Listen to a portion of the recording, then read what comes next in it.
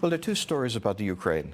The American story is that the United States supported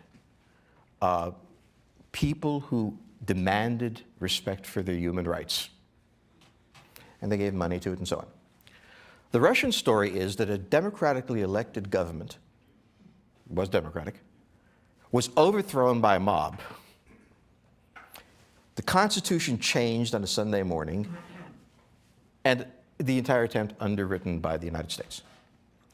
The view of the Americans is we gave the Ukrainian people the right to choose. The view of the Russians is they chose. You didn't like the choice, you did this. Leaving apart the rhetoric, and I was in Russia and had an opportunity to talk to people, and it was interesting. Leaving apart the rhetoric, here's the fact. If you draw a line from St. Petersburg to Rostov, you draw the line that's the base of the European peninsula. To the west of this line are the Baltics, Belarus, Ukraine, part of the European peninsula. To the east of this line is Russia. Russia must move to the west if it is to have any access to the sea and if it's to have any buffers. And fair or not, it regards this first line of countries as essential to its survival. It can live with a neutral Ukraine. It cannot live with a pro-Western Ukraine. The United States has its own primordial fear. The one thing that frightens the United States is a hegemon that can marshal all the resources of Europe.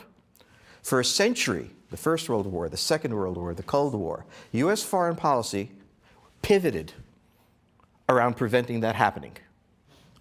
If the Russians have Ukraine, and the Europeans are as weak and as fragmented as they are, where do the Russians stop? So you have two nations with reasonable fears of each other, and that's where conflict comes from.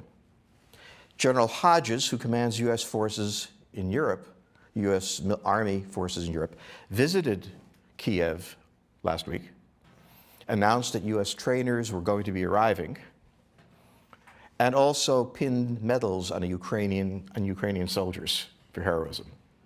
The symbolism of that was enormous. He also announced that the United States would now be pre-positioning armor, artillery, and other equipment in the Baltics, in Poland, and Romania.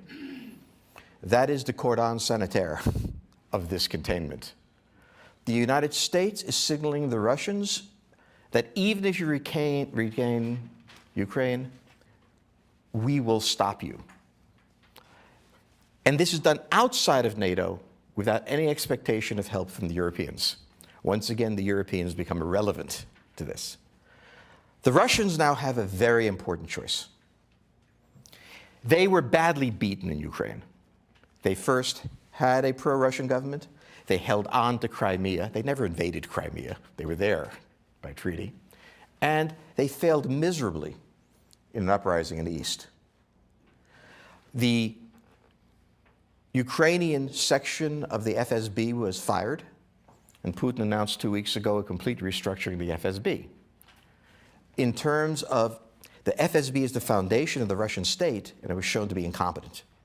This is a huge crisis in Russia. So, without going into all the details, the question that has always been at stake is, where is the western border of the Russian Empire? The Americans want there to be no buffer between the peninsula and Russia, and they justify this by the right to national self-determination. The Russians insist that there at least be neutrality, and they justify this by the right to national self-determination for the Russians in the east. And everybody's using national self-determination to justify their geopolitical needs. So we are in a situation where the Russians, who, when they become economically pressed, become militarily dangerous, that's when they're the most likely to do something, come April have to make a decision. And I say April because that's when the ground will become firm again and the mud will go away. And the Russians are increasing their presence, but still not significantly, in the pocket. And we await the next move. The American move was made We drew the line when General Hodges visited. Now the question is, what do the Russians do?